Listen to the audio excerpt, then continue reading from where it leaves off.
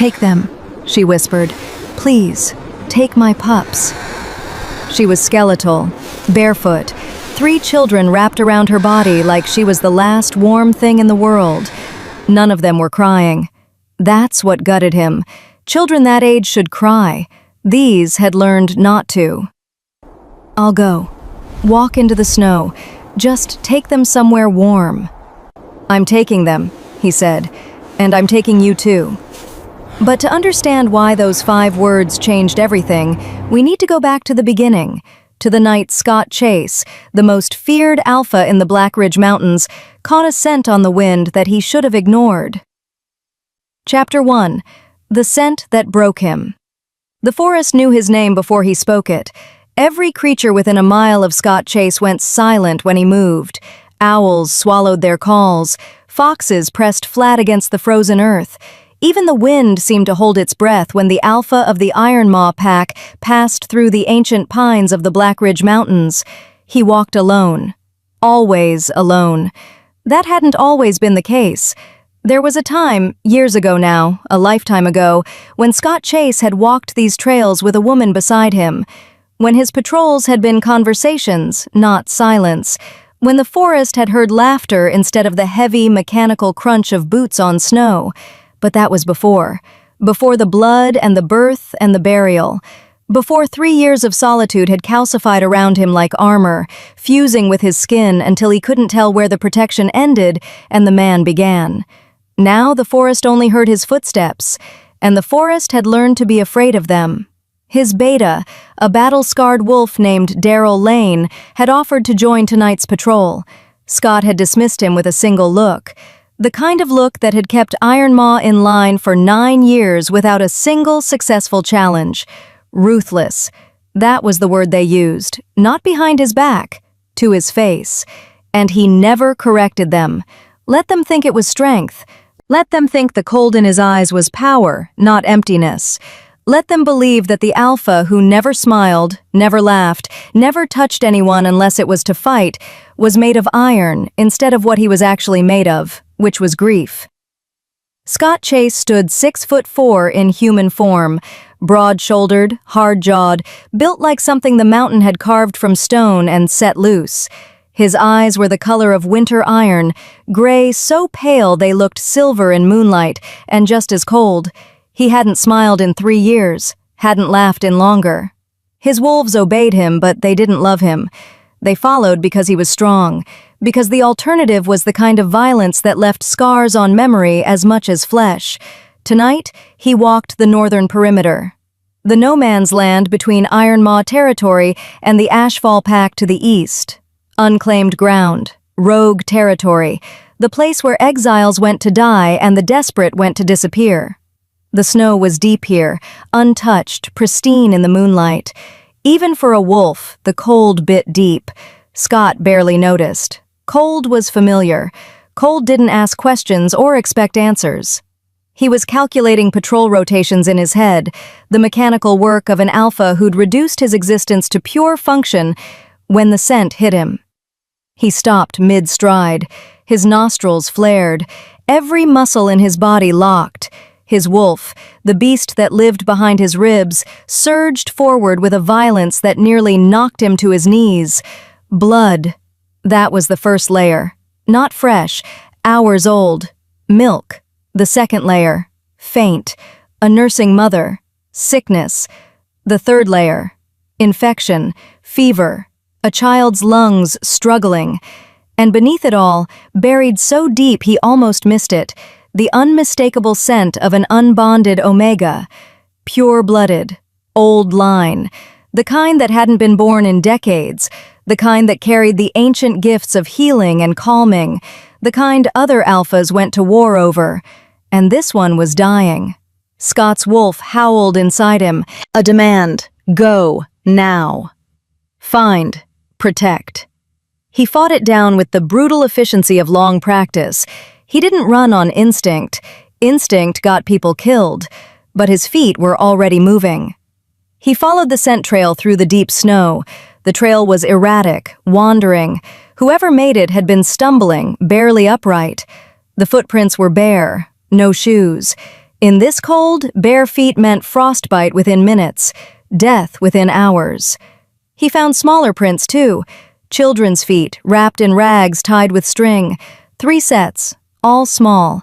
One set dragged, as if the child had been carried part of the way, then set down, then carried again. Scott's jaw tightened.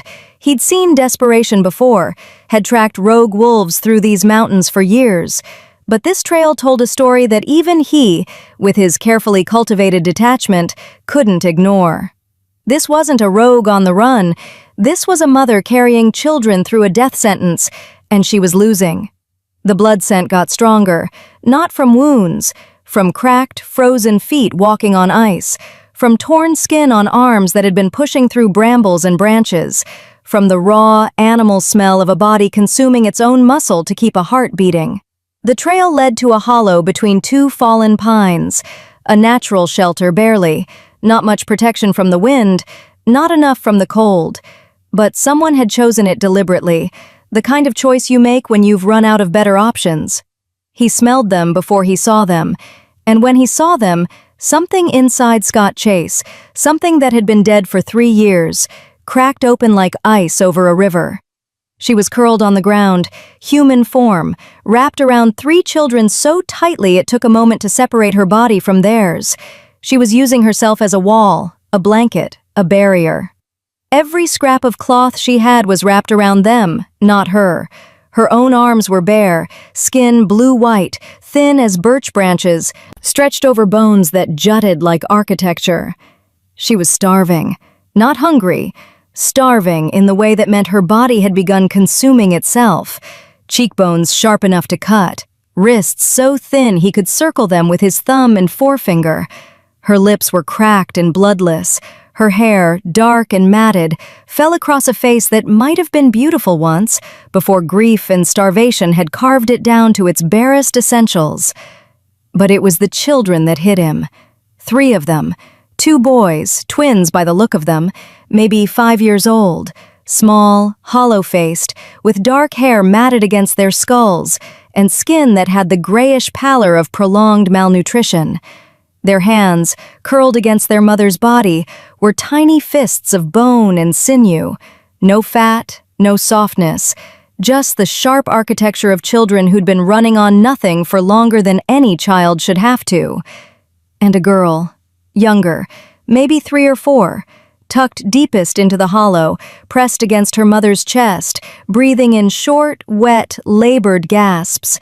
Her forehead glistened with fever sweat despite the killing cold. Her lips were bluish. Her small body shook with each breath, lungs fighting a war they were losing. The sick one. None of them were crying. That was what gutted him.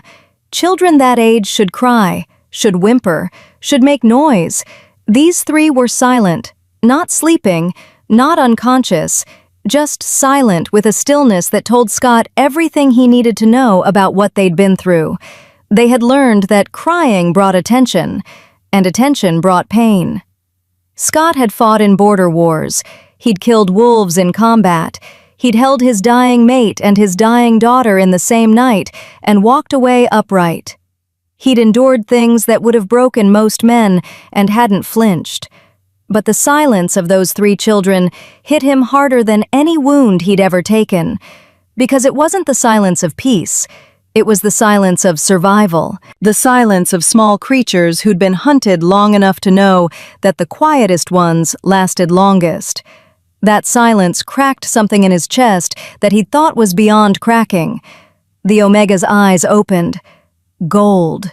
Pure, burning gold, the mark of old-blood Omega lineage. Those eyes locked onto him. Male. Alpha. Huge. Dangerous. He waited for fear. Instead, he saw resignation. Not fear, not fight, just bone-deep acceptance that the end had come. She loosened her grip on the children. "Take them." Her voice was barely a sound, scraped hollow, like something that had been screaming into the void for weeks and finally run out. "Please," she whispered, "take my pups." Scott didn't move. "They haven't eaten in 3 days," she continued. Each word cost her something vital. "The girl is sick. Fever since yesterday. I have nothing left." She touched the girl's hair with a tenderness so profound it was violent. Her skeletal fingers trembled as they brushed the dark, sweat-soaked strands. The gesture of a mother who knew she was saying goodbye, who had already begun the impossible work of letting go. "I'll go.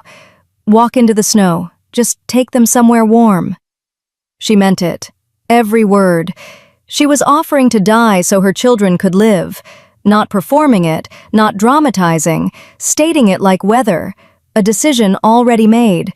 A mother's final arithmetic, her life subtracted so theirs could continue. This was a woman who had accepted her own death and was conducting the logistics of it.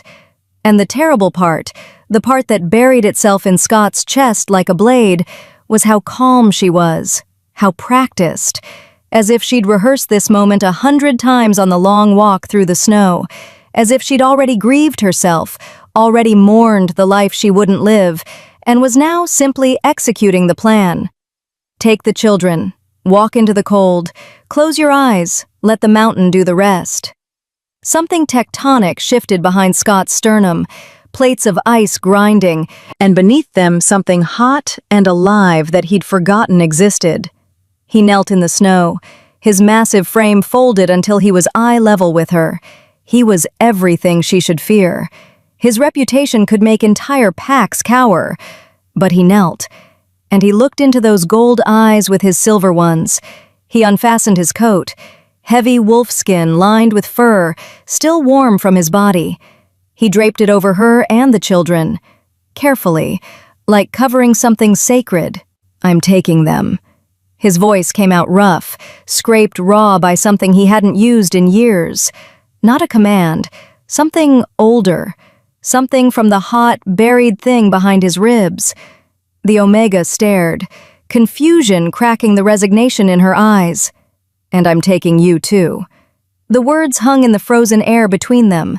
5 words, 5 syllables that rewrote the equation she'd already solved. She had calculated her death. She had accounted for every variable.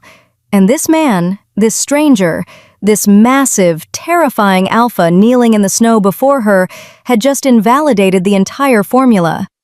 "You don't understand," she whispered.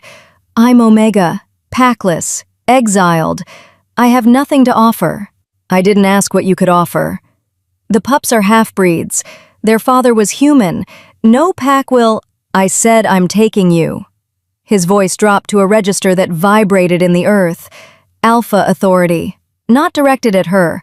A declaration aimed at the universe itself. A line drawn in the snow. "All of you, now stop arguing and let me carry your daughter." The sick girl was burning when he lifted her. Fever radiated through her thin clothes. She weighed nothing. A breath's weight. Maybe 3 years old, dark hair plastered to her forehead, lips cracked. She whimpered. The first sound any of the children had made, small, broken, barely louder than the wind. It buried itself in Scott's chest like a blade. He cradled her against him, one arm, secure, warm. The braver twin opened his eyes, saw Scott and went rigid, tiny hands curled into fists. A 5-year-old boy, starving, barefoot, ready to throw himself at a full-grown alpha. The fierceness in that small face was staggering. This child had been fighting since before he could understand what fighting meant. He'd been the man of the family before he'd lost his first teeth. "I'm not going to hurt you," Scott said quietly. "I'm going to carry your sister. Hold on to your mother." The boy stared, processing, measuring, then nodded, once, decisive, and reached for his brother, pulling the sleepier twin to his feet with a gentleness that contradicted the fists he'd made moments before. Scott helped the Omega to her feet. It took his free arm and more of her willpower than she probably had left. She swayed. He steadied her, his hand on her arm, and the moment he touched her, lightning raced up his spine and detonated at the base of his skull.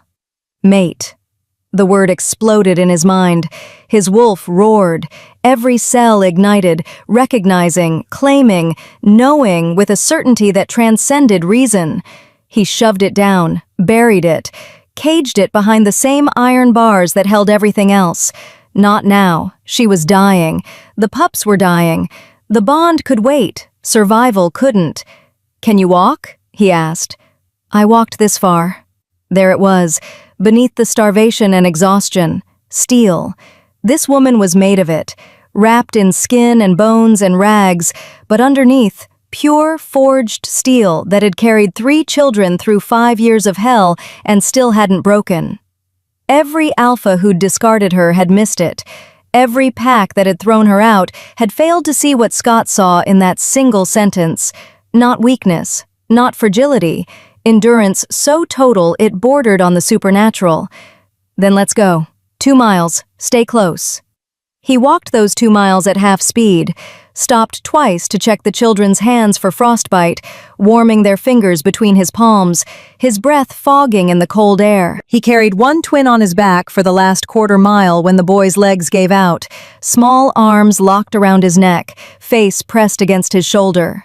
The other twin held his mother's hand and trudged through the deep snow in Scott's tracks, not complaining, not crying, just walking with the dogged, mechanical persistence of a child who'd learned that stopping wasn't an option. When the compound lights appeared through the trees, the Omega exhaled. A single breath that was almost a prayer. The sound of someone who'd been holding on so long they'd forgotten what they were holding on to, suddenly seeing the reason. "You're safe," Scott said. She didn't answer, but the twins held on tighter. The Iron Maw compound was a fortress. Stone walls 15 feet high, guard towers at each corner, cabins clustered around a central lodge that had stood for 200 years. 200 wolves called it home. When Scott walked through the main gate carrying a skeletal Omega and 3 ragged pups at 2 in the morning, the compound went dead silent. Daryl Lane intercepted him halfway. His beta materialized from the shadows, 6 feet of lean, scarred muscle with tactical instincts that bordered on precognition. "Alpha, what's this?" A mother and her children. "Wake Hazel. Hot water, blankets, broth. The girl has a lung infection." Daryl hesitated. 1 second. Scott's eyes flashed crimson. Daryl moved. Fast. The healer's cabin was lit and warming by the time Scott reached it. Hazel Melton, the pack healer, a silver-haired woman in her 60s with hands steady as a surgeon's, took one look at the girl in Scott's arms and stopped asking questions. "On the cot. Get those rags off her." Scott laid the girl down gently, like placing a soap bubble on a table. The twin boys followed them inside. They stood pressed against the far wall, holding hands, enormous eyes tracking every movement. The Omega knelt beside the cot, gripping her daughter's hand, whispering reassurances. Hazel bent over the child, listening, checking. Her expression tightened. "Lung infection, advanced. She needs moonroot tonic. I don't have it." "Where?" "Ashfall territory. Their healer stocks it." Ashfall, the rival pack. Their alpha, Chester Grimes, had been testing Iron Maw's borders for months. Going in uninvited was an act of war. Scott looked at the girl, at the wet rattle in her chest. "Her name?" he asked the Omega. "Naya." "The boys?" "Ren and Kale." "Your name?" A pause, as if she'd forgotten she had one. "Lucia. Lucia Bennett." "I'll bring the medicine. Hazel, keep her alive." Lucia lurched forward. "You can't. Ashfall will—" "They can try." He was gone before she could argue, shifted at the gate, his massive black wolf tearing through the snow toward enemy territory. Behind him, Lucia pressed her face against the cabin window, watching his shape vanish into darkness. Her hand found the wolfskin coat still around her shoulders. His coat, still warm. She clutched it tighter, and for the first time in 5 years, felt something she'd sworn she'd killed inside herself. Hope. Chapter 2. Blood on the snow.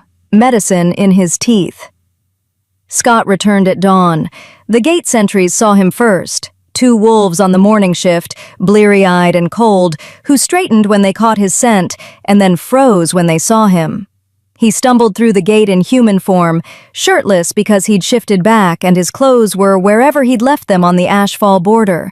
Blood streamed from a gash across his shoulder. 3 parallel claw marks, deep enough to show muscle. His right leg dragged with each step, and his face was locked in the particular mask of a man who was holding himself together through pure willpower. In his hand, clutched so tightly the leather was creasing, was a small pouch. He didn't stop at the gate, didn't acknowledge the guards or the gathering crowd, didn't explain the blood or the limp, or the fact that he'd been gone 6 hours and had clearly fought something that fought back. He walked straight to the healer's cabin, each step deliberate, each breath measured, blood leaving a trail in the snow like a red thread marking his path. The compound was waking. Wolves on their way to morning duties stopped and stared.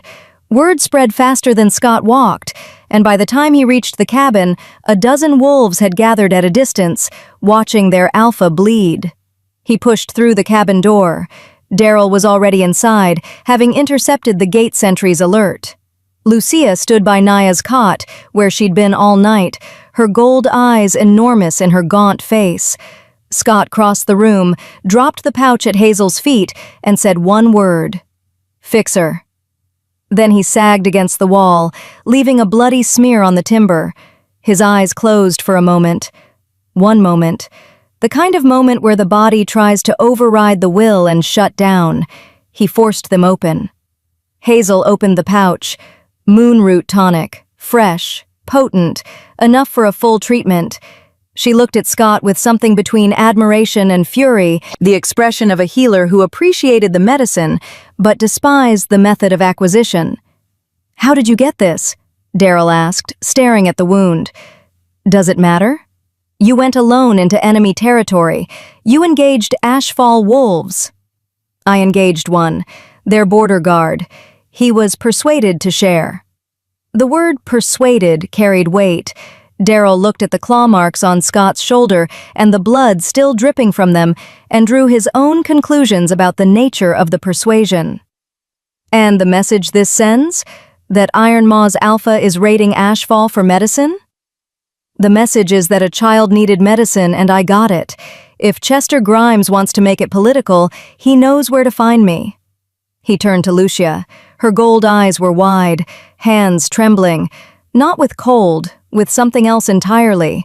She was looking at this man, this stranger, this alpha she'd known for less than 12 hours, who had walked into enemy territory alone, fought a border guard, taken wounds, and walked back carrying medicine for a child that wasn't his, a child whose mother had been ready to die in the snow less than a day ago. "She'll be fine," Scott said. "Hazel's the best healer in the mountains." "You're bleeding." "I'll stop." "You went into enemy territory. For my daughter." "Yes." "Why?" The question hung like smoke. Why? The question Lucia had been asking the world for 5 years. Why did her pack fall? Why did her parents die? Why did every hand that reached for her come back as a fist? Why was kindness always a trap? "Because she needed it," he said simply. He walked out, crossed the compound, entered his cabin, closed the door. Behind him, the compound erupted in whispers. Wanda Norman, a patrol leader with a glacier's warmth, looked at Daryl. "He's lost his mind." Daryl watched the Alpha's closed door. Maybe, or maybe he's finding it. The tonic worked. By noon, Naya's fever broke. By evening, she opened her eyes. Dark, fierce, bright with the stubborn spark of a creature that refused to be extinguished. She looked around the unfamiliar cabin, then at her mother. "Hungry." Lucia broke. Not visibly. She pressed her daughter's hand to her cheek, closed her eyes, went still. Shoulders trembled once. Then she straightened. "Is there food?" It wasn't Hazel who brought it. 20 minutes later, Scott walked in carrying a wooden tray. Thick venison stew, still steaming. Fresh bread, roasted root vegetables, honeyed milk for the pups. He hadn't delegated, had gone to Josie Friedman, the head cook, told her what he needed. Josie looked at his bandaged shoulder, his face, and cooked without a question. He set the tray down, pulled up a chair, sat, waited. The twins attacked the food, no other word for it. Small hands tearing bread, shoveling stew, barely chewing. Ren burned his tongue and didn't stop. Kale choked, coughed, went right back. They ate with the desperate mechanical frenzy of children who'd learned that food could vanish, that plates could be snatched away, that fullness was a temporary gift to be seized with both hands because tomorrow might bring nothing. Scott watched them eat. His face was carefully neutral, but something moved behind those silver eyes, something old and deep and personal. He'd seen hunger before. He'd watched his pack go through lean winters. But this was different. This was the hunger of children who'd stopped believing in the next meal, who ate like each bite might be their last because, often enough, it had been. Naya ate from her cot, slowly. Hazel had warned that her stomach needed time. Small sips of honeyed milk, tiny bites of bread soaked in broth. She ate with her eyes open, watching Scott the way a bird watches a cat. Not afraid exactly, assessing. This small, fierce creature was taking his measure, and Scott had the unsettling feeling that she was arriving at conclusions about him faster than he was arriving at conclusions about himself. Lucia took a bowl, held it. Didn't eat. Eat, Scott said. Why are you doing this? Because they're hungry. That's not an answer. It's the only one I've got. You're Alpha of Iron Maw. You don't take in strays. I heard your wolves. Your reputation doesn't include charity. My reputation doesn't include a lot of things. Then what is this? What are you getting? The question was sharp, deliberately provocative. Lucia was testing him, looking for the angle, the trap, the transaction underneath the kindness, because there was always a transaction. Every hand that had helped her had eventually presented a bill, and the currency was always her dignity, her body, her children's safety. Scott met her gaze, let the silence stretch until it became its own answer. Nothing, he said. I'm getting nothing. You don't owe me anything. Not work, not gratitude, not explanations. Your children were starving. That was enough. She searched his face, probed, looked for the lie. Didn't find it. She ate, slowly at first, then hungrily, tears running down hollow cheeks. She turned her face away, and Scott looked at the wall. He understood the violence of receiving kindness after you'd been conditioned to expect cruelty.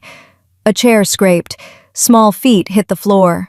Wren climbed down, walked across the cabin, and climbed into Scott's lap. Scott froze. The boy weighed nothing, a warm, bony bundle of stew-stained fingers and enormous eyes. He settled against Scott's chest with the thoughtless trust of a child who'd made a decision and didn't plan to explain it. Scott's hands hovered, paralyzed by something so unfamiliar it took 10 seconds to identify. Tenderness. Abject, terrifying tenderness. His arms closed around the boy, carefully, as if Wren were made of glass. One massive, scarred hand pressed against the child's back, and Wren leaned in, sighed, and kept eating. Kale watched his brother, looked at the empty space on Scott's other knee, slid off his chair, crossed the room, and climbed up too. Scott sat with a twin on each leg, both eating, both leaning into him. From her cot, Naya observed this with grave, owlish attention, and Lucia watched, her gold eyes wide, wet, her hand pressed over her mouth. Something inside her crumbled. Not a wall, a dam. The thing she'd built to hold back every soft, dangerous, hopeful feeling. She looked at this man, this alpha who'd walked into enemy territory for her daughter, who carried her sons through the snow, who sat perfectly still with 2 children in his lap because he was afraid that moving would break the spell. And for the first time in 5 years, the equation didn't balance. She couldn't find the angle, couldn't find the trap. Either Scott Chase was the most patient predator she'd ever encountered, or he was exactly what he appeared to be, a man who had seen hungry children and decided that was enough. 3 days passed. The cabin became a universe. Naya recovered with the furious energy of a child forced to lie still too long. She was everywhere. Her favorite word was why. She wielded it like a weapon. Why is the fire that color? Why does the wind do that? Why is the big man so quiet? The big man came every morning and evening, brought food, checked on Naya, barely spoke to Lucia. Not from coldness, from something careful, as if rationing words the way she'd rationed food. But he spoke to the pups. Ren asked about the patrols. Kale asked about the forge. Naya asked why his eyes looked like that, and Scott said, "I was born with them." And Naya said, "They look like the sky when it's about to snow." And Scott said nothing for a long time after that. Lucia watched, cataloging, still looking for the crack. She worked. From the moment she could stand without swaying, she scrubbed, washed, organized, mended. She moved through the cabin like a woman trying to earn her oxygen. Every surface scrubbed, every blanket folded, every dish washed before it cooled. She reorganized Hazel's herb shelves, which had been in cheerful disarray for decades, and were now arranged with military precision. She mended the torn curtain, fixed the loose hinge on the supply cupboard, swept the floor 3 times in one day. Hazel protested. "Sit down, girl. You just walked through a blizzard." Lucia didn't sit. Couldn't. Sitting meant stopping. Stopping meant thinking. Thinking meant remembering. And beneath all of that, a deeper truth that she couldn't have articulated even if she'd tried. She worked from dawn to collapse because she'd learned, through years of brutal education, that useless people got discarded. The first pack after Silverpine had taken her in for 3 weeks. She'd cooked, cleaned, tended their wounded. The Alpha had smiled at her, said she was welcome. Then one night, his hand was on her shoulder, and his smile meant something different, and when she refused, the door opened at dawn and the snow waited. The second pack was worse. The third was the one she didn't talk about. The fourth pack had been kinder but poorer. They couldn't afford another mouth. The elder who delivered the news had at least had the decency to cry while doing it. Every pack she'd passed through had tolerated her exactly as long as she provided value. The moment she stopped being useful, the equation changed. And the answer was always the same. Out, into the cold, start again. So she worked, raw hands and aching back and burning eyes, scrubbing a floor that was already clean at 2 in the morning, driven by a terror so deep it had become indistinguishable from instinct. If she stopped scrubbing, the floor would get dirty. If the floor got dirty, she'd be useless. If she was useless, they'd send her away. And this time, there was nowhere left to go. Scott found her there on the 3rd night. On her knees, scrubbing, hands cracked and bleeding, tears she didn't know she was shedding dropping onto the wet wood. He stood in the doorway for a long moment, watching. Not with pity, with something worse. Understanding. He recognized what he was seeing because he'd seen his own version of it. The compulsive need to be useful when usefulness is the only currency you have left. The desperate, grinding work of a person trying to earn safety that should have been freely given. "Stop," he said quietly. "It needs to be—" "It's clean, Lucia." She kept scrubbing. "I need to earn—" "You've earned nothing because nothing is owed." Her hands stilled. She sat back on her heels. The lamplight caught her face. Beautiful beneath the starvation, fierce beneath the exhaustion. "Every pack I've been to since Silverpine fell," she whispered. "They took what they wanted and threw me out. The last Alpha who sheltered us said Omegas are tools.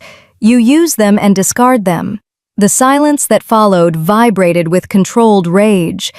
Scott's hands had curled into fists. His jaw was set so tight the muscle twitched. "That Alpha," he said, very calm. The kind of calm experienced warriors recognize as the most dangerous sound in the world. "Does he still breathe?" Lucia looked at him. "Does it matter?" "It matters to me." She studied him, this impossible contradiction.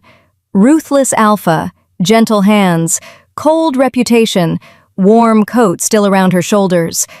"I don't understand you," she said. "You don't have to. But understand this. You're not here because you're useful. You're here because you needed somewhere safe. That doesn't expire. Not tomorrow. Not when the food runs low or the pack gets difficult." He stood, offered his hand. "You're not a tool, Lucia. You're a mother who walked through hell for her children. If anyone in this compound ever makes you feel like you need to bleed to earn your place, you tell me and I will handle it. She took his hand. He pulled her to her feet, gently. They stood in the lamplight, hand in hand. "You should sleep," he said. "I can't." "Try." He released her hand. The absence of his touch was a cold she hadn't expected. "Good night, Lucia." "Good night." He left. The door closed. Lucia pressed the hand he'd held against her chest. Her heart hammered. Not with fear, with something far more dangerous. Chapter 3. They called her a stray. He called them wrong. 10 days changed the cabin from a shelter into something Lucia didn't have a name for because she'd never had it long enough to learn the word. Naya recovered with a vengeance. She was everywhere at once. In the kitchens, pestering Josie Friedman for honey cakes. At the forge, watching sparks fly with enormous eyes. In the central yard, commanding imaginary troops with a 3-year-old's authority. "Formation!" she barked at a group of chickens. The chickens ignored her completely. Naya was undeterred. The twins had found the youth training ground. Ironmaw pups their age spent mornings learning basic wolf skills. Wren and Kale watched from the fence at first, silent, separate. 2 feral children observing domestic ones the way wolves watch a campfire, fascinated but unwilling to get close. Then a boy named Philip Bentley, the blacksmith's son, broad and cheerful and utterly incapable of sensing social tension, walked up and said, "You two want to play?" They climbed the fence. Lucia watched from the cabin window and felt something expand in her chest that she immediately tried to compress. Don't settle in. Don't get comfortable. Comfortable makes you slow. But the compression wasn't working. Small things seeped through the cracks daily. The way Josie tucked extra bread into the boys' pockets. The way Hazel taught Lucia herb names. And Lucia discovered that the old silver pine healing gift her mother had carried lived in her fingers too, dormant for years but stirring now. The way Scott brought things, small things. A carved wooden wolf for Naya, knitted socks for the twins. A shawl for Lucia, thick wool, storm cloud gray. He didn't announce these gifts. He left them, on the table, by the door. When Lucia tried to thank him, he left the room. The pack watched, and the pack talked. Lucia heard the whispers. She had ears tuned to the frequency of hostility, the way a prey animal's ears tune to grass rustling. Packless Omega, convenient. Half-breed pups, their father was human. He's feeding 4 extra mouths while the stores dip. The alpha's going soft. The hostility wasn't universal. Josie was firmly in Lucia's corner, a woman who measured character by appetite and found the pups exemplary. Hazel had warmed to Lucia with the grudging respect of a professional recognizing competence. The mothers in the pack regarded Lucia with cautious kinship, but the warriors were another matter. And among the warriors, resentment grew. It came to a head on the 10th day. Scott was in the lodge reviewing supply counts with Isaac Atkins, his quartermaster, when the doors banged open and Daryl walked in, flanked by 6 senior warriors. "Alpha, we need to talk." "We're talking." "Formally. The warriors have concerns." Scott leaned back, crossed his arms. "Speak." Daryl stepped forward. Behind him, the warriors arranged themselves. Edgar Pitts, veteran tracker, more scars than patience. Wanda Norman, arms crossed. 2 younger wolves, Nelson Woods and Andrew Henderson, who looked like they'd rather be elsewhere.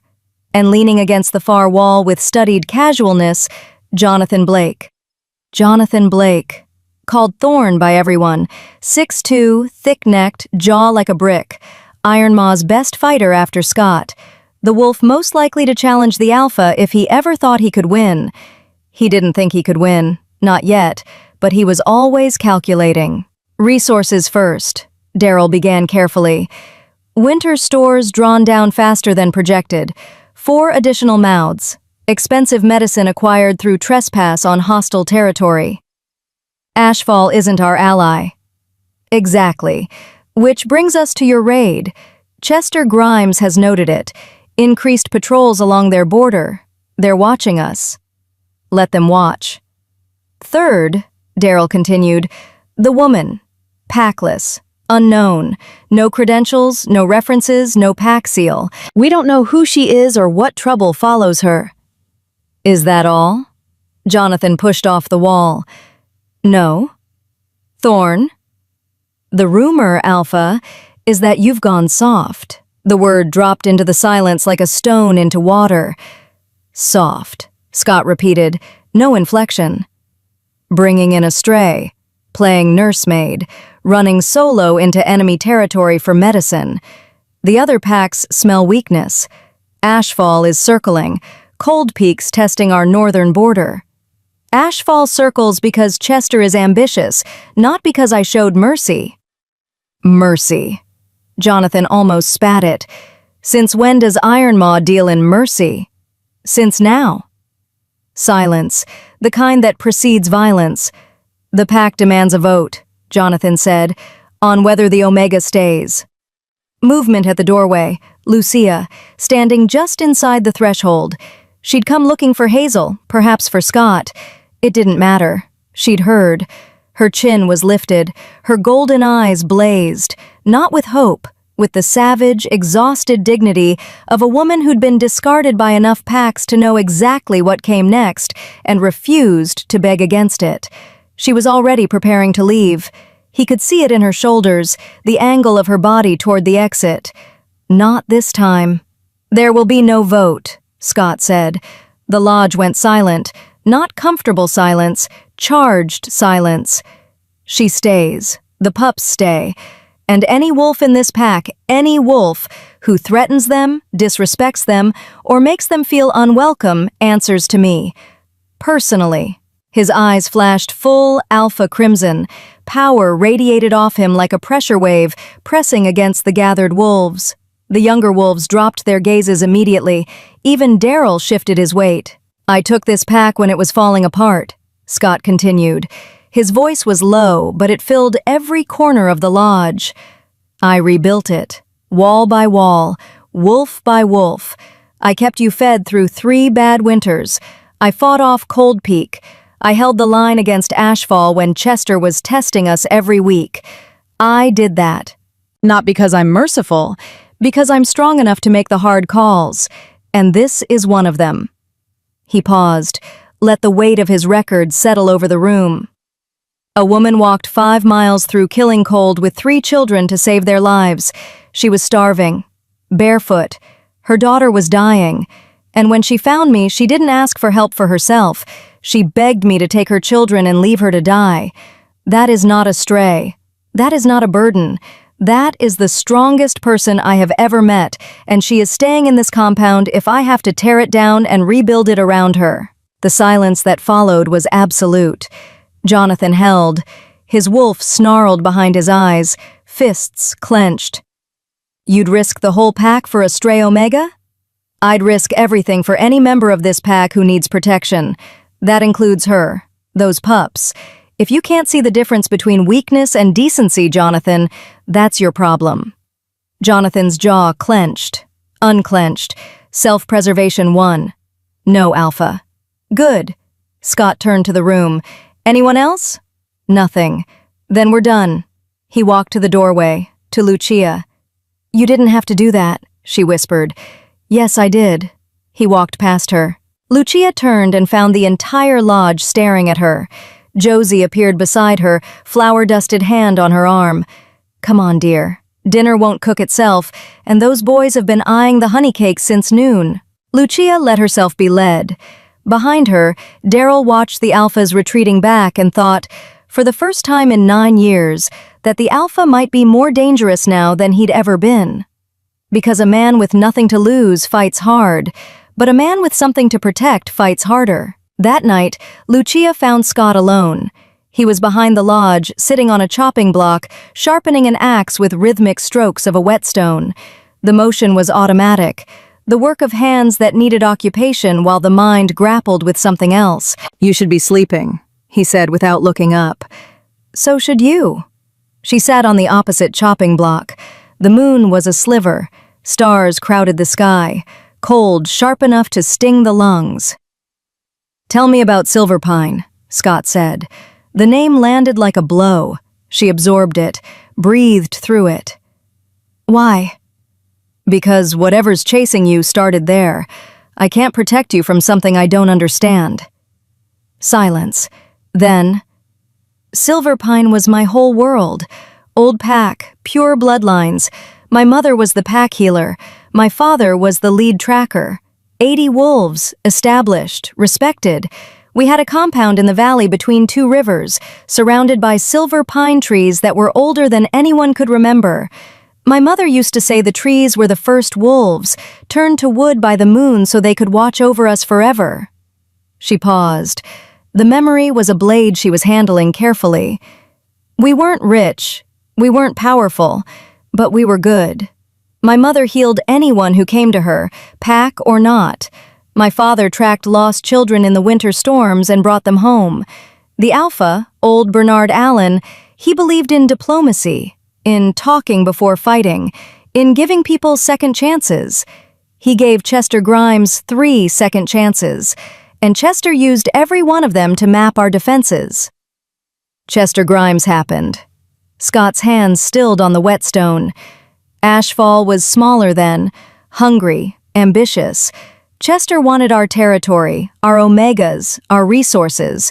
He'd been pushing our borders for 2 seasons. Small provocations, a stolen hunt here, a border incursion there. Testing, always testing. My father saw it, begged Bernard to prepare. Bernard said Chester was bluffing, that no wolf would attack a pack during the equinox gathering. It would violate every tradition, every code. Her voice was flat, recounting facts, not reliving them. The flatness was its own horror. Chester didn't care about codes. He attacked at dawn during the autumn equinox, when half our warriors were at the gathering grounds 3 miles away, and the compound was held by mothers, elders, and a skeleton guard. She pulled her knees up, wrapping her arms around them. My mother was treating a sick elder when they broke through the north wall. I was with her, helping. I was 17, and I'd just started learning the healing arts. I could hear the fighting from the treatment room, screaming, howling, the sound of wood breaking and wolves dying. My mother pushed me under the floor. There was a crawl space beneath the healer's cabin. She said, "Stay down, stay quiet, don't come out until it's over." Then she went back to her patient. Lucia's voice cracked, a hairline fracture. Chester's wolves killed them both, my mother and the elder. I heard it through the floorboards, the sound it made. She stopped, breathed. I lay in the dirt under that cabin for 6 hours, listening to my pack die above me. I could see their boots through the cracks in the wood. Chester's wolves, walking through my home, laughing. Scott set the axe down, the whetstone too. My father heard the fighting from the gathering grounds and ran back. Him and 11 warriors. They made it to the compound gate. All 12 of them died there. I found out later. Found the markers someone had put up. 12 stones in a row. 5 years, Scott said quietly. 5 years, 4 different packs. Each one promised shelter. Each one had conditions.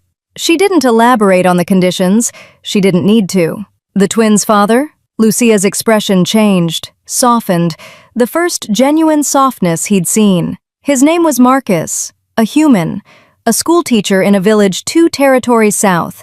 He had no idea about wolves, about any of it. He just saw a girl with bruises and asked if she was okay. She smiled, faintly, painfully. He was kind, not transactionally kind, just kind.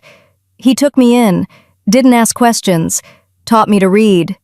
I was 19 and couldn't read. My mother taught me herbs. Marcus taught me words. She paused. The memory softened her. For a moment, the steel was gone. He used to read to me at night. History, science, poetry. He said words were the only weapon that didn't require violence. He was that kind of man. Gentle to his bones. Cruelty genuinely baffled him, like a math problem that refused to solve. The twins. Born in his cottage. He cried when he held them, both at once, one in each arm. Said they were the most beautiful things he'd ever seen. Her voice thickened. It was the happiest day of my life. What happened? Wolves happened. A rogue pack passing through. They scented me. Unbonded Omega. 3 of them. Marcus woke before I did. He didn't understand what was coming. He couldn't. But he understood enough. He put us on his horse, put a rifle in his hands, and told me to ride. Said he'd be right behind us. We both knew he was lying. She stopped. I heard the shot. 1 shot. Then nothing. No second shot. Lucia. We rode. I didn't look back. The twins were screaming. I could hear the wolves behind us, crashing through brush, and I kicked that horse until my heels bled. They gave up after 2 miles. Maybe they got what they came for. She pressed her fist against her mouth. I never went back. He was a human who loved a wolf and died for it, and the world didn't notice. And Naya? Born on the road, in a ditch beside a forest path during a rainstorm. No supplies, no shelter, no one. Just the twins, a thunderstorm, and a body that refused to quit. I bit through a strip of leather to keep from screaming. Ren held my hand. He was 3 years old, holding his mother's hand while she delivered his sister in the mud. She looked at her hands, the hands that had delivered her own daughter, that had carried 3 children through 5 years of running. I don't know how I'm still alive. Every morning I wake up surprised. Not happy, just surprised. Scott looked at the stars, at this woman who'd survived things that would have destroyed most wolves. The alpha who hurt you, he said. The one who said Omegas are tools. Was that Chester? No. Chester destroyed Silverpine but never captured me. The alpha who said that was the 3rd pack. It doesn't matter. It matters to me. Why? She whispered. Why does it matter? You don't know me. You bring 3 children who need a home. That's not trouble. But the cost, the raid, the challenge from your warriors. I've been alpha for 9 years, fought 11 challenges, defended 2 territorial wars, survived 3 assassination attempts. You think grumbling warriors scare me? I think I scare you. The truth landed like an arrow. Scott's composure rippled. Yes, he said after a moment. You do. Why? He looked at her with everything he had, and for a moment the mask dropped. Pain. Vast, carefully contained pain, and underneath a loneliness so complete it had its own gravity. Because 3 years ago I lost someone, and I decided I was done. Done feeling, done caring, just a machine keeping this pack alive. He turned the whetstone in his hands. Then you showed up half dead with 3 pups and told me to take them and leave you to die. And something inside me moved, something I thought was dead. The wind carried pine and snow and 2 wolves sitting close in the dark. I lost everyone, Lucia said, and I decided the same thing. No more hoping, just survival, 1 foot after the other until the feet stopped. And then a ridiculous, terrifying alpha wrapped me in his coat and carried my daughter through the snow and yelled at me for scrubbing his floor. A sound escaped her, almost a laugh, almost a cry. And I thought, maybe the feet don't have to stop. They sat in the cold, 2 people carved hollow by loss, filling the quiet with shared understanding. Somewhere in the compound, a child laughed in their sleep, and both of them turned toward the sound. You should sleep, Scott said. You keep saying that. You keep not doing it. She stood, started toward the cabin, stopped, turned. Scott. Yeah? Thank you, not for the food or the cabin, for not flinching. I'm not the flinching type. She walked into the dark. Scott pressed his hands against his eyes and breathed, because the thing that had moved inside him was moving again. And this time, he couldn't stop it. Chapter 4.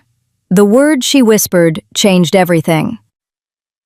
6 weeks changed everything, and nothing. Everything, because the cabin had become a home. Naya's lungs healed completely. Her voice returned to full, demanding volume. The twins went from fence watchers to participants, running with pack pups, earning bruises and friendships. Lucia became Hazel's apprentice, and the old healer admitted that Lucia's hands were better than her own. "Old blood," Hazel muttered. "Silverpine gift, hasn't been seen in a generation." The pack noticed. Wolves who'd avoided Lucia began appearing at the healer's cabin with minor complaints. She treated each one with quiet competence, and one by one, the ice cracked. Josie fully adopted the pups. Her kitchen became their second home. Naya supervised bread making from a stool with the authority of a general. "More flour," she commanded. "Yes, General," Josie said, dusting her nose. And nothing changed, because between Scott and Lucia, the essential tension remained. They orbited each other, close enough to feel the pull, far enough to maintain separate trajectories. It lived in the small things. The seat he saved her by the fire, the clothes she mended without being asked, the hands reaching for the same cup, eyes meeting across the compound and holding one beat too long. His voice softened only for her, a pitch drop that Daryl noticed and kept to himself. Her guard dropped in his presence. She stood closer, spoke more freely, let him see the humor underneath the steel. "Your hair's getting long," she said one morning. "Haven't had time to cut it." "Haven't had someone to tell you to cut it." Something crackled between them, and Naya said, "Can I have more honey?" And the moment dissolved. But it accumulated. Naya broke the silence, because of course she did. Evening meal in the lodge. The pack gathered at long tables, firelight and conversation and the clatter of plates. The evening ritual that held a pack together as much as any alpha's command. Scott sat at the head table with Daryl and Isaac and Hazel. Lucia sat with the pups at a side table, close enough to hear, far enough to maintain the careful fiction of separateness. Naya finished her stew with impressive speed, wiped her mouth on her sleeve, and climbed off the bench. She crossed the lodge floor with the unstoppable determination of a tiny battering ram, weaving between wolves and benches and table legs with a navigational confidence that suggested she'd been mapping this route for days. She reached the head table, reached up, grabbed the edge, and hauled herself into Scott's lap with the casual ownership of a child claiming what was already hers. The conversational volume in the lodge dropped, not to silence, but the quality of the noise changed. 200 pairs of eyes found subtle, not quite subtle ways to watch. Spoons paused, cups lowered, even the fire seemed to crackle more quietly. Naya settled against Scott's chest, adjusted herself, arranged his arm to her satisfaction, then looked up at him with those dark, devastating eyes. "Papa," she said. One word, 2 syllables, a detonation. Scott's entire body went rigid. The transformation was total and immediate, but in the opposite direction from his alpha shift. This wasn't power locking in. This was power draining out. This was a man ambushed by a word that he'd heard whispered from the next room, heard murmured between twins who thought he wasn't listening, heard in dreams he'd never admit to having. But hearing it in his lap, in the middle of his pack, from a mouth still sticky with stew, was different. This was a claim, public, irreversible, made by someone who weighed 40 pounds and had absolutely no doubt about what she was doing. "Naya," Lucia said sharply from across the room, "come back here." "But I want to sit with Papa." The word again, louder this time, carrying to every corner. Someone dropped a spoon. Someone else inhaled audibly. At the warriors' table, Jonathan Blake's head turned slowly, like a gun turret tracking a target. Scott looked at Lucia. She looked at Scott. A silent, desperate negotiation. Her eyes asked, "Is this okay?" His answered, "I don't know. I don't know if I can survive this, but don't make her stop." He put his arm around Naya. She leaned in with a contented sigh, the sigh of a creature that has finally arrived at the place it belongs, and started tearing apart his bread roll. From across the room, Jonathan Blake watched, then turned back to his plate. And Lucia pressed her hand over her mouth and tried to breathe. Later, tucking Naya in, "Sweetheart, the big man's name is Scott." "I know." "Then why did you call him Papa?" Naya looked at her with devastating clarity. "Because he is." "Baby, he's not. He carried me when I was sick. He brought medicine. He holds my hand at night. He tells me stories." She ticked these off on her fingers. "That's what papas do." Lucia had no rebuttal. "He didn't say stop," Naya pointed out. The child was annoyingly correct. 5 minutes later, Scott stood in the cabin doorway. Naya beamed from her cot. "Story!" He sat on the edge of the cot, and his voice, the voice that made warriors flinch, softened to barely a whisper. "Once there was a wolf who lived alone in a very big forest. Was he sad?" "Very sad." "Why?" "Because he thought he didn't need anyone." "That's dumb." "Very dumb." "What happened?" "He heard a sound one night, in the snow, and he found a family," Naya finished, already half gone. "Yeah, a family." Her hand found his, gripped 2 fingers, held on as she drifted. He sat very still, looking at this tiny hand wrapped around his, this child who'd decided, with implacable certainty, that he was her father. He looked up. Lucia stood in the doorway, gold eyes wet, lips pressed tight, her whole body trembling with control. "She calls you that when she thinks I can't hear," Lucia whispered. "The boys, too. To each other. Papa said this. Papa does it that way." "Don't tell them to stop." Lucia made a small, wounded sound. "I lost a child," Scott said, and the words came like stones from deep water. 3 years ago. My mate and our daughter. Born too early. The cord was wrong. We had 4 minutes with her. Long enough to name her. Not long enough for anything else." Lucia's hand found his arm, light enough to withdraw if he flinched. He didn't. "My mate didn't survive the birth. Blood loss. She died in my arms at dawn. I decided I was done. Done being anything that could feel that kind of pain. Silence, children breathing, fire crackling. I carved their names above my bed, 3 years staring at them thinking, that's the last person who'll ever get close." He paused. "Then Naya called me Papa, and your sons climbed into my lap, and I realized I'd failed. I built a wall, and 3 starving children walked right through it like it wasn't even there." Lucia's composure broke, tears, silent and steady. She didn't hide them. "We make quite a pair," she said thickly, issuing decrees about the bonfire arrangement. Scott stood at the edge, watching, always at the edge. The lighthouse, not the ship. Lucia found him on the compound wall after the feast, the wide stone walkway where sentries patrolled, and the Alpha went to think. The view stretched for miles, moonlit mountains, dark forests. "You feel it too," she said, not a question. "Yes." "How long have you known?" "Since the hollow, since I touched your arm." "Why didn't you say anything?" "Because you've spent 5 years being claimed by alphas who thought they had the right. The last thing you needed was another one making demands." She crossed the distance between them, step by step, deliberate, closing the gap they'd maintained so carefully. What if the Omega wants to make demands on the Alpha?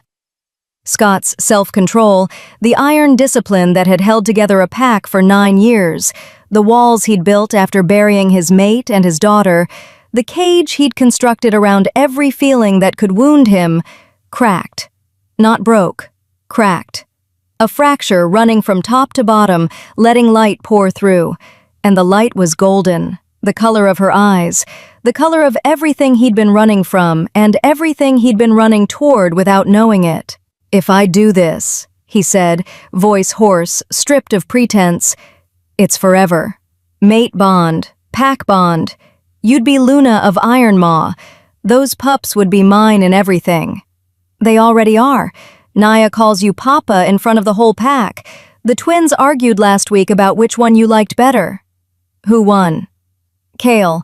Ren demanded a recount. Something broke open inside him, not painfully, like dawn, like the first crack of light over the Blackridge after a long, dark winter. Not sudden, not violent, just inevitable. The way things break open when they've been trying to grow. "Tell me you're sure. Tell me this isn't gratitude or survival." "Scott," She put her hand on his chest, over his heart. He could feel her palm through his shirt, warm and certain. I've survived on gratitude and survival for 5 years. I know what they feel like. Gratitude is warm but temporary. Survival is cold but reliable. This is neither. This is terrifying and permanent, and I want it more than I've wanted anything since my children were born. Then what is it? It's the only good thing that's happened to me since my children were born, and I'm terrified, and I don't care. I am choosing to be terrified. I am choosing to want something I could lose, because the alternative is another 5 years of not wanting anything, and I'd rather be afraid with you than safe alone. He cupped her face in both hands, scarred fingers against smooth skin, the hands of a killer holding the face of a healer, the biggest contradiction in the Black Ridge Mountains, standing on a wall in the moonlight, shaking. He kissed her, slow, trembling, reverent, the kiss of a man relearning tenderness letter by letter, not the way his wolf demanded, all fire and claiming. Instead, something quieter, something that said, I know what I am, I know what I've done, and I am holding you like you're the only gentle thing left in the world because you are. She kissed him back, hands fisting in his shirt, two people who'd been cold so long they'd forgotten warmth existed, burning. When they pulled apart, both shaking. I thought I was done, Scott whispered, forehead against hers. Done living, done feeling, done being anything but a machine. Elena asked me to keep the door open. I promised her I would. And then I nailed it shut and spent 3 years pretending it wasn't there. Then I collapsed in a snowbank. You didn't collapse. You chose to lie down in the last place that might save your children. That's not collapsing. That's strategic. Romance isn't in the details. He laughed. That impossible, rusty, beautiful sound, and she felt it vibrate through his chest where her hands still gripped his shirt, and she thought, I did that. I brought that sound back. After 3 years of silence, I made this man laugh, and if I never do another worthwhile thing in my life, that's enough. Below them, the bonfire flared, and from the compound, a sound rose. One voice, then 10, then 50, then the entire pack.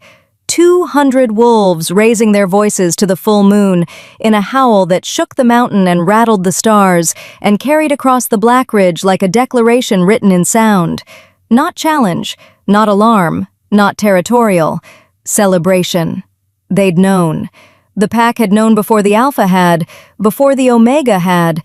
The bond had been obvious to everyone except the two people caught in it, the way it always is, because love is invisible to the people inside it and unmistakable to everyone else. Wolves knew this better than most. Their entire social structure was built on bonds, on the invisible threads that connected pack members to each other, that made 200 individuals into a single organism. And for weeks, they'd watched the thread between Scott and Lucia strengthen and brighten until it was impossible to ignore, until even Jonathan Blake had stopped pretending he couldn't see it, until the only two wolves in the compound who hadn't acknowledged it were the two wolves standing on the wall. Now the wall had fallen, and the pack howled its approval to the moon. Naya stood on a bench below, howling with them, her small voice piping above the chorus, off-key and magnificent. The twins howled beside her, cracking and off-key and absolutely perfect. Scott looked down at his pack. His wolves, howling for him. For her. They approve, Lucia said, amazement in her voice. They're not stupid. He pulled her close, kissed her temple. On the wall, in the moonlight, the ruthless alpha of Iron Maw held his mate and felt, for the first time in 3 years, alive. Chapter 5. 50 wolves came for her. They weren't ready for him. The weeks between the full moon and the attack were the best of Lucia's life. She knew this even as she lived them, knew it with the bittersweet awareness of someone who'd learned that good things were temporary. But for the first time, she let herself exist inside the warmth instead of bracing for the cold. The compound adjusted. The hostility didn't disappear overnight, but it shifted. Some evaporated, some crystallized into grudging acceptance. The stubborn remainder went quiet. Wanda Norman stopped glaring and started nodding. For Wanda, that was practically a hug. Edgar Pitts brought his chronically stiff shoulder to the healer's cabin. When the stiffness eased for the first time in years, he told Hazel, "The girl's got hands." From Edgar, this was a standing ovation. And Jonathan Blake did something no one expected. He taught the twins to fight. It started accidentally. The boys were on the training ground one morning, running formations with the other pups, still smaller than the rest, still quieter, still carrying that wariness in their eyes like a second skin. They'd been accepted, mostly, but acceptance and belonging are different things, and the twins knew the difference in their bones. An older boy, a full-blooded wolf pup who was bigger by a head and meaner by nature, decided to test the new arrivals. He shoved Ren during a drill. Hard. Ren hit the dirt, skidded, and came up with blood on his lip and murder in his eyes. Before anyone could intervene, Kale launched himself at the aggressor. The ensuing tangle was brief, ugly, and decisive. The older boy was bigger, stronger, had been training since he could walk. The twins had instinct and fury and nothing else. When the dust settled, Ren had a bloody nose, Kale had a torn shirt, and both of them sat in the mud, outmatched, bruised, and vibrating with the kind of rage that comes from being knocked down by the world one more time than you can stand. Neither one cried. Of course they didn't. They'd been trained out of that years ago. Jonathan Blake was crossing the training ground on his way to the armory. He stopped, watched. Something flickered across his hard face, something that didn't have a name but looked from a certain angle like recognition. Like he was seeing something in those two small, fierce, beaten boys that reminded him of something he'd once been. "You two," he barked. The twins froze. "Stand up." They stood, mud-covered, blood-streaked, defiant. "Your stance is wrong. Feet wider, center of gravity lower. And you," he pointed at Ren, "stop leading with your head. You're not a battering ram." He spent 30 minutes teaching them basic combat positions, proper footwork, how to take a punch without going down, how to throw one without breaking your own hand. He was patient in the way that only naturally impatient people can be when they've found something worth their time. When Lucia arrived, alarmed by reports of a fight, she found her sons drilling punches under Jonathan's instruction with religious intensity. Their small faces were set with concentration so fierce it bordered on joy. They'd found something, not just a teacher, a purpose, a place in the pack's hierarchy that was theirs, earned, not given. "They've got instinct," Jonathan said to Lucia, not quite meeting her eyes. "Good instinct, just need technique." It was an apology, not in words. Jonathan would die before apologizing in words. But in this acknowledgement of her children's worth, his willingness to invest in them, Lucia understood. "Thank you," she said. He nodded, walked away. And from that day, the twins had a mentor, and the last significant pocket of resistance lost its loudest voice. The evenings belonged to something new.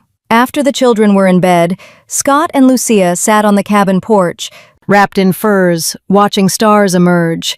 Sometimes they talked. Sometimes they didn't. The silence between them had become its own language.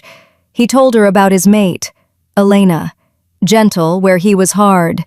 She'd loved wildflowers and terrible jokes and had insisted on naming their daughter before the birth. "I told her it was bad luck," Scott said, "naming a child before it arrives.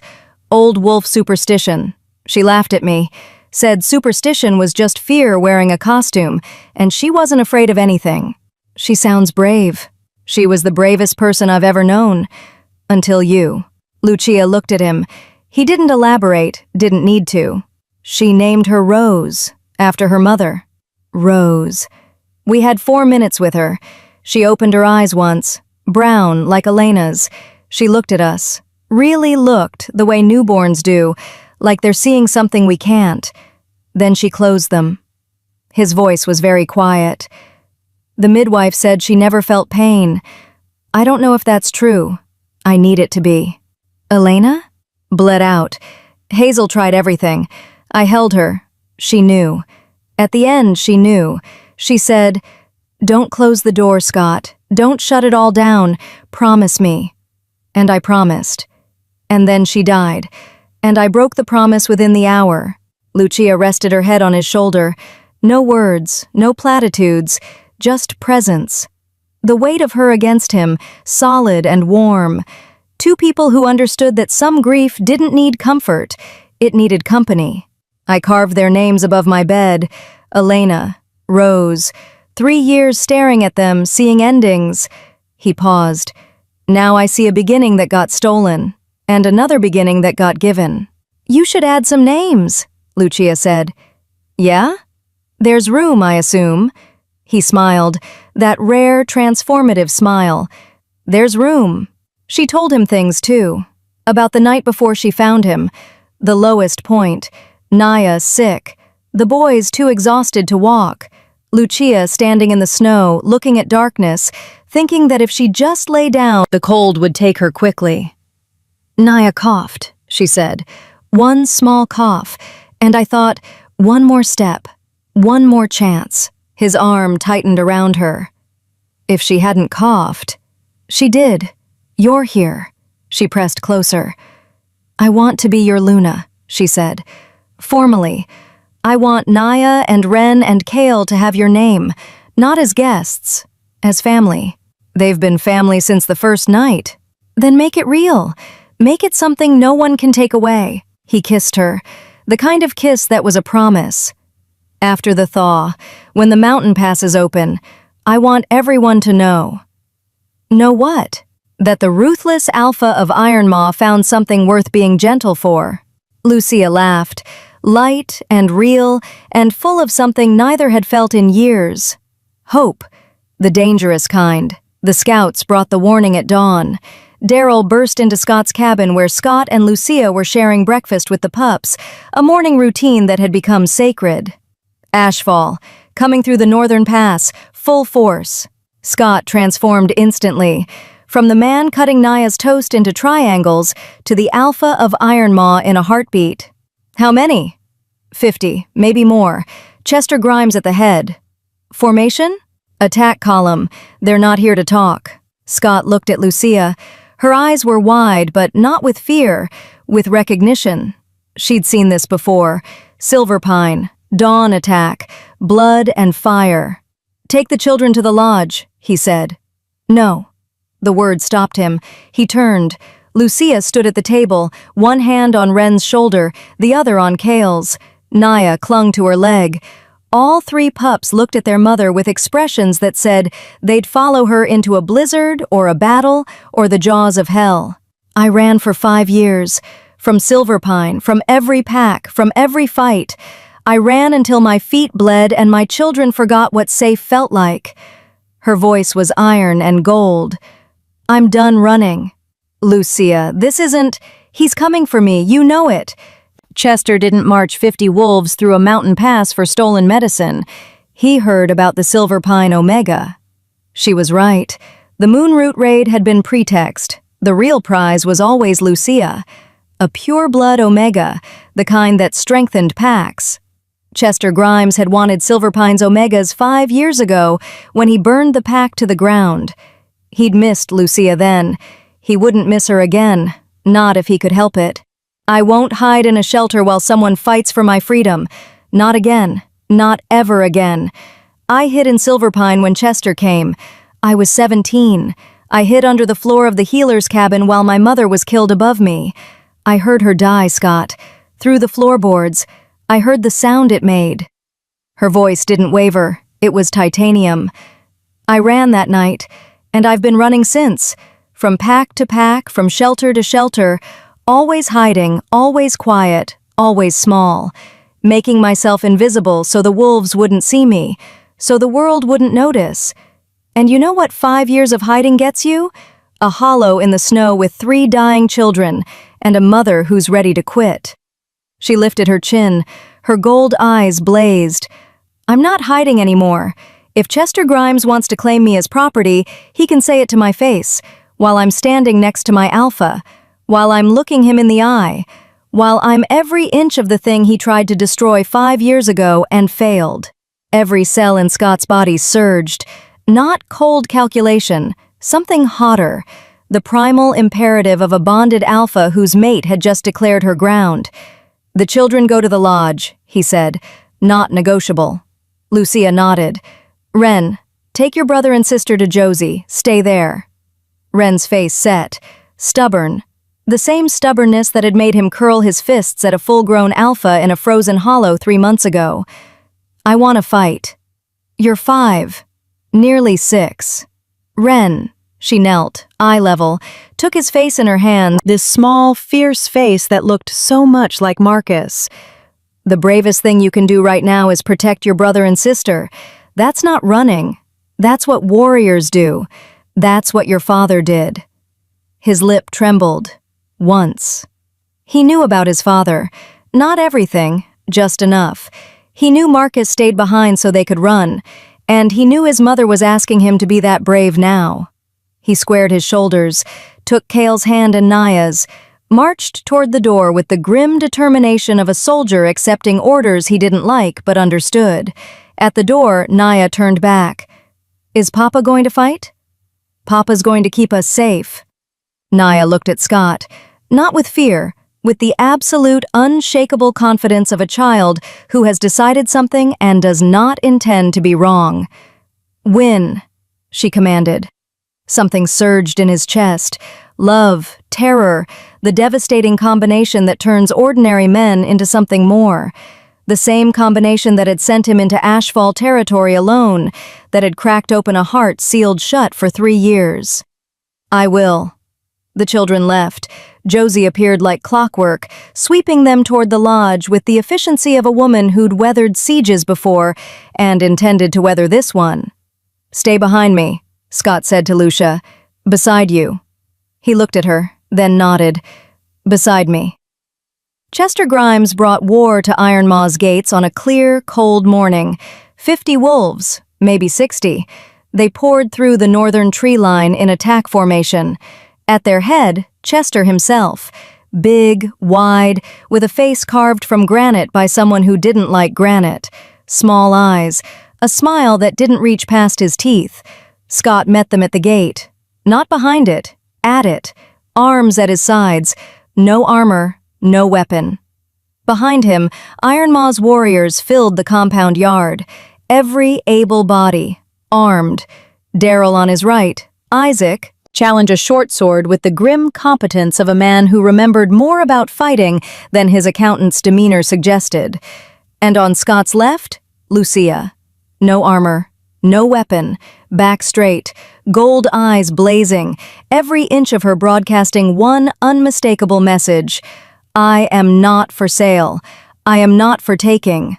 I am here." Chester stopped 30 feet from the gate. "Blackthorn, I've come for what's mine." "Nothing here is yours." "The Omega is Silverpine. Silverpine fell to Ashfall. She's my property." Lucia's hand found Scott's, not trembling, steady. She laced her fingers through his, and the gesture was as public as a declaration, as intimate as a whisper. 200 wolves saw it. Chester saw it. The Ashfall warriors saw it. "She's no one's property," Scott said. "She's my mate, my Luna, the mother of my children. Take one more step and what happened last time I visited your territory will feel like a greeting." Chester's smile thinned. The scar on his neck, Scott's souvenir from the Moonroot raid, pulsed visibly. A reminder etched in his flesh of what happened when you underestimated the alpha of Iron Maw. You'd go to war for a stray Omega and her half-breed mutts? The word mutts detonated. The compound erupted, not in fear, in fury. Every wolf in Iron Maw surged forward. Snarls ripped the air. Shifted wolves snapped their jaws. Mothers bared teeth. Elders who hadn't fought in decades stepped forward. Every half-grown pup old enough to shift.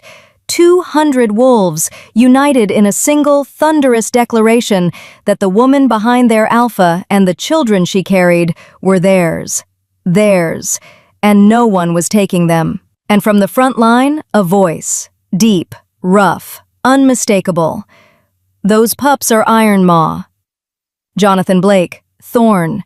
The wolf who'd challenged Scott, who'd called him soft, who'd questioned whether a packless Omega deserved a place within these walls. The wolf who'd stood in the lodge and demanded a vote, who'd almost called the children a word that would have ended his career. That wolf stepped to the front of the line. He was shifted halfway, fur rippling across his shoulders, teeth lengthened, eyes blazing amber. He took one step into the open space between the packs, one deliberate, irreversible step. "Touch them," Jonathan growled, "and die." Behind him, the pack howled, a wall of sound that slammed into the Ashfall wolves like a physical force. Wanda Norman stepped to the line, sword drawn, her glacier face cracked into something fierce and protective. Edgar Pitts, bad shoulder and all, stood beside her. Josie Friedman, who had handed the children to a teenager in the lodge and come armed with a kitchen cleaver the size of a forearm, took position near the gate.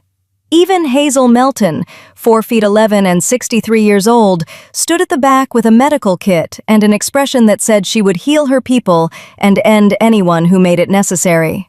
Isaac Atkins, the quartermaster with spectacles and an accountant's soul, held a short sword like he'd been born with it and remembered more about fighting than his ledgers suggested.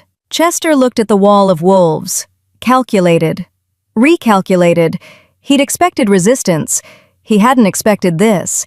He'd expected to face Scott and a handful of loyal wolves. Instead, he was facing 200, unified, furious, and very clearly willing to die for an Omega they'd met 6 weeks ago and 3 pups who weren't even full wolf. This was not the fractured, resentful pack his scouts had described. This was something else entirely, something forged in the crucible of a decision that had seemed foolish at the time, but had, somehow, welded Ironmaw into something stronger than it had ever been. "This isn't over, Blackthorn." "It is. If you're smart. Walk away." Chester's eyes moved to Lucia. Something ugly lived in them, possession, entitlement. She met his gaze, held it, and what Chester saw was not fear, not submission, steel, fire.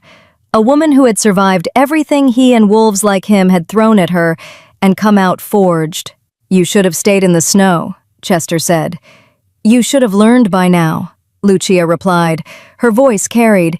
Every wolf heard it. "Omegas don't break. We bend, and then we come back." Total silence. The kind that happens when something shifts permanently. Chester held Scott's gaze for 3 heartbeats, then shifted, turned, and led his wolves into the pass. Every Ashfall wolf followed. Not one looked back. Ironmaw howled, deep, primal. The howl of a pack that had faced a threat and stood together. Not just warriors, mothers and elders and pups. The cook with her cleaver, the healer with her kit, the quartermaster with his improbable sword. 200 wolves who had once questioned whether a packless Omega belonged among them, standing shoulder to shoulder, throat raw from howling, unified by the simple, ancient truth that a pack is only as strong as the things it chooses to protect. Victory without blood, the rarest and most complete kind. Lucia sagged against Scott. His arm came around her, iron strong, and she let herself lean, let herself be held. Let the tension of 5 years, the running, the hiding, the constant animal readiness to flee, drain from her body like water from a broken vessel. She had been carrying the weight of her survival for so long that she'd forgotten it was weight. Now, standing in the gate of a fortress with an alpha's arm around her and a pack at her back, she felt the absence of it. And the absence was dizzying, like stepping off a cliff and discovering you could fly. It's over. He'll come back. Then we'll be ready. And he'll find the same thing. A pack that won't break. From inside the lodge, Naya's voice rang out. "Did Papa win?" The pack, still vibrating with adrenaline, turned toward the sound, and something rippled through them. A laugh. Quiet at first, then spreading, until 200 wolves were caught in it, the tension of battle dissolving into the helpless, healing absurdity of a 3-year-old who had never doubted the outcome for a second, not because she understood war or strategy or the mathematics of force, because she believed in her papa, and her papa had promised to win, and in Naya's world, That settled the matter completely. Scott laughed too, that impossible, beautiful sound that had been dead for 3 years and was now, improbably, alive. The sound bounced off the compound walls, mixed with the laughter of his pack, rose into the cold morning air. "Yeah, little one. Papa won." Lucia looked up at him, at this man, this ruthless alpha who was laughing, who was bleeding from 3-month-old memories and fresh adrenaline and something that looked impossibly like joy. "I love you," she said, simply, without ceremony, the way you state the most obvious truth in the world. His silver eyes held hers, full, luminous, alive. "I know. I loved you in the hollow. I just didn't have the word for it yet." Chapter 6. The door she almost never knocked on. Midsummer arrived like a held breath released. Snow retreated up the mountains, wildflowers erupted in meadows, rivers swelled with meltwater. The compound bloomed, gardens planted, fences repaired, pups tumbling through green grass.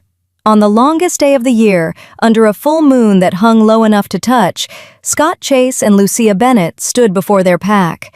The ceremony was held in the central clearing. Every wolf attended. Torches ringed the space. The air smelled of pine sap and wildflowers. Daryl stood as witness. Hazel blessed the union with words so old they came from a language that predated English. The first words wolves spoke when they chose to walk together. The pups stood beside them, Wren solemn as a judge, Kale fidgeting with his collar, Naya in a crown of wildflowers she'd made herself, wearing a dress slightly too big and an expression of absolute importance. Scott spoke the old words, "I claim you as mine, not to own, to protect, to honor, to stand beside through every winter and every spring, through every silence and every storm, from this breath to my last." His voice shook. The ruthless alpha, whose voice had never trembled in 9 years, let it break on the word last. And in that break, in that small fracture of composure, every wolf present heard the truth that no amount of alpha authority could disguise. This man was not performing strength. He was surrendering it. Laying down the armor he'd worn for 3 years and standing bare before his pack, admitting that he needed this woman, that he needed these children, that he was incomplete without them, and had been for longer than he cared to admit. Nobody looked away. Every wolf understood what it cost him. Lucia spoke, steady where his had faltered, and the contrast was everything. The Omega, the starving, packless, discarded Omega, who had been called a stray and a burden and a tool, standing in the firelight with gold eyes blazing and a voice that carried to every corner of the compound. "I claim you as mine. Not because I need saving. I've saved myself. I've saved my children. I've walked through fire and snow and every darkness, and I'm still standing." She paused. The torchlight caught her face. She was beautiful. Not the way she'd been beautiful before Silver Pine, before the running. This was a different beauty, harder, truer, the beauty of something that had been broken and reforged. "I claim you because you saw me when I was invisible, because you carried my daughter when I couldn't, because you stood against your own pack, your own pride, your own grief, to give us a home. Because when I told you to take my pups and leave me in the snow, you said the only words that could have saved me." Her voice softened, but it carried. Every wolf heard it. "You said, 'I'm taking you too.' And you did. Not just my body, not just my children, everything. The broken parts and the sharp edges and the pieces I thought were too damaged to matter. You took all of it, and you held it like it was precious." She took his hand, his massive, scarred hand in her smaller, stronger one. "I'm choosing you, Scott Chase, not out of gratitude, not out of desperation, out of love, the kind that survives winter, the kind that walks through snow, the kind that carries children it didn't father and calls them its own." Daryl's voice, when he spoke the ritual words, was suspiciously rough. "Pack recognizes pack, bond recognizes bond. What the moon witnesses, no wolf can break. Alpha and Luna, now and always." Ironmaw howled, 200 voices rising to the moon, the sound of a pack recognizing its whole self. Not just warriors and leaders, the healer, the cook, the mother, the children, the widow, the orphans. The sound shook trees, scattered birds, echoed off mountain walls. Scott slid a braided leather cord around Lucia's wrist. She did the same, both smiling. The pups descended. Naya grabbed his leg. The twins tackled him from both sides. He didn't stumble. "Now, are we really a family?" Naya demanded. Scott knelt, lifted her, held her at eye level. This tiny, fierce girl who'd been dying in a frozen hollow 3 months ago and now stood in wildflowers wearing a crown, demanding answers from an alpha. "We were a family the moment your mother came into my world and changed everything." Naya considered this, nodded, satisfied, wrapped her arms around his neck. Lucia leaned into his other side. The twins pressed against his legs. Scott Chase, the man they called Ruthless, stood holding his family and let the tears come. He didn't hide them, didn't apologize. The pack saw. The pack howled louder. The feast lasted until dawn. Josie outdid herself, tables groaning with venison and bread and honey cakes and berries, wine from the pack's cellar. Jonathan Blake danced badly and aggressively. Daryl danced worse. Isaac got quietly drunk on 1 cup, declared the feast financially inadvisable but emotionally sound, and fell asleep on a bench. Edgar ate 4 plates, made eye contact with Lucia for the first time, and gave a single, definitive nod. Philip Bentley taught Ren and Cale a clapping game that devolved into wrestling, that devolved into 3 boys lying in the grass, breathless and laughing. Naya danced alone, in the firelight, in her flower crown, spinning with arms out and head back, a whirlwind of joy so pure people stopped to watch.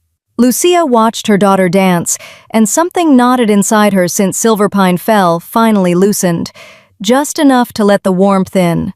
She watched Naya spin, this child who had been born in a ditch, who had nearly died in a frozen hollow, who had survived things that no 3-year-old should have to survive, dancing under the stars like joy was the most natural thing in the world. And maybe it was.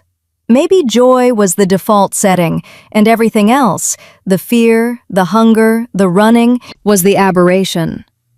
Maybe children knew this instinctively, and adults spent their whole lives trying to remember it. Scott came up behind her, arms around her waist, chin on her head.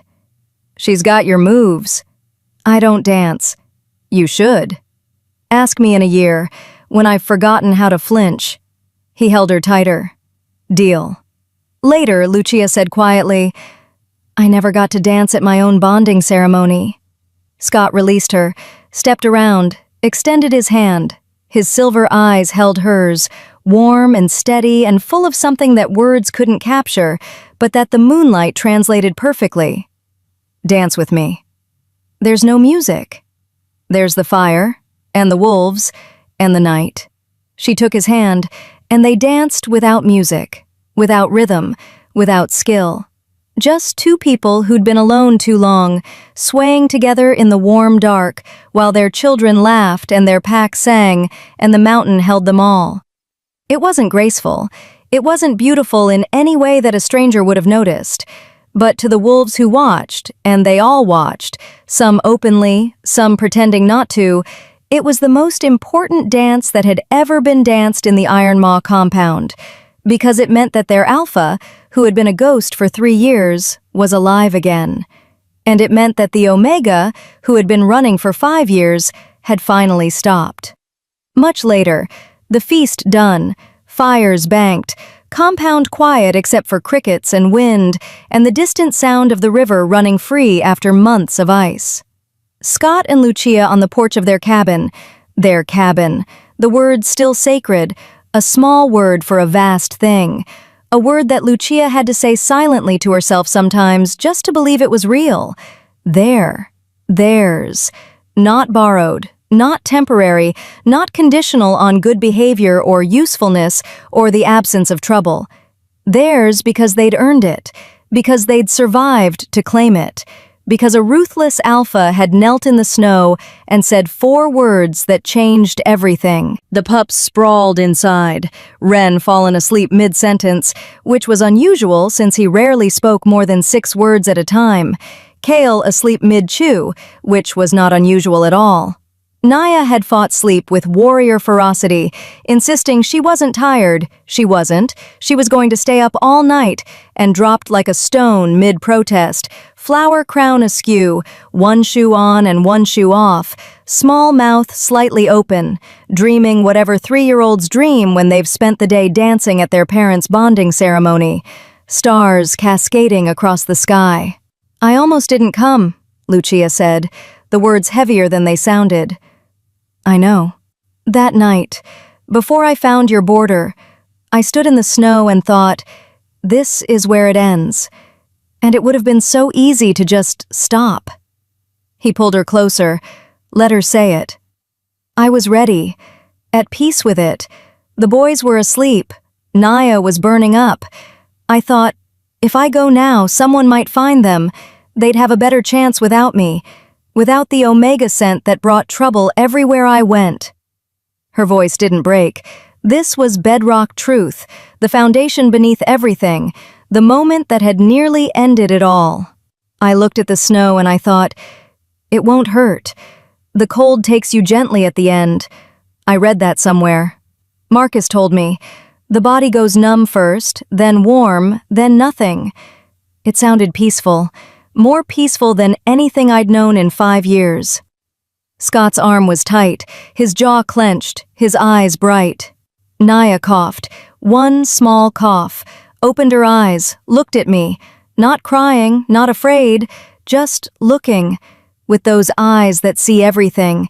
And I thought, 1 more door, 1 more chance, and if this one doesn't open, then I'll lay down. But I owe her 1 more try. I owe all 3 of them 1 more try. And you found me. And you said the only thing that could have saved us. I'm taking you too." She turned in his arms, looked up at him. "You know what the cruelest thing about my life was?" "What?" "That I stopped believing anyone would ever say those words. Take the children, maybe. Someone might show that mercy. But I'm taking you too? Taking the burden? The broken, used, discarded Omega who came with nothing but debt and danger? Taking the woman along with the children, not as a package deal, not as a condition, but as someone worth keeping?" She shook her head. "I stopped believing I was worth saving. That's what 5 years of running does. It strips away everything until you're just legs and lungs and a heartbeat that won't quit, and you start to wonder if maybe it should. If maybe the kindest thing you could do for the world is take yourself out of it." "You were always worth saving." "I know that now. I didn't then. You taught me." "No, your children taught you. I just opened the door." "You did more than open it. You walked through the snow and found us. You knelt down in the cold and wrapped us in your coat. You looked at a woman who was ready to die and said, 'No, not tonight, not on my watch.'" She pressed her face against his chest, breathed him in, pine and iron and warmth, the scent of home. "Some winters break you," she murmured, something her mother said long ago. "Some winters remake you." Scott looked at the stars, at the sleeping compound, at the life he'd built from 2 broken people and 3 starving children. "And some winters," he said quietly, "give you everything." Inside, Naya stirred, throwing 1 arm across her brother's. Across the compound, the bonfire's last embers glowed. The mountain held them, the moon blessed them, and on the porch, the Alpha and Luna of Ironmaw sat together, wrapped in each other, breathing together. Not happily ever after. That was for fairy tales. They lived, through winter and spring, through loss and finding, through every wound and every healing. They lived, and that was enough. And if you listened closely, in the deep quiet of the mountain night, you could hear the forest breathing with them, every creature within a mile, at peace.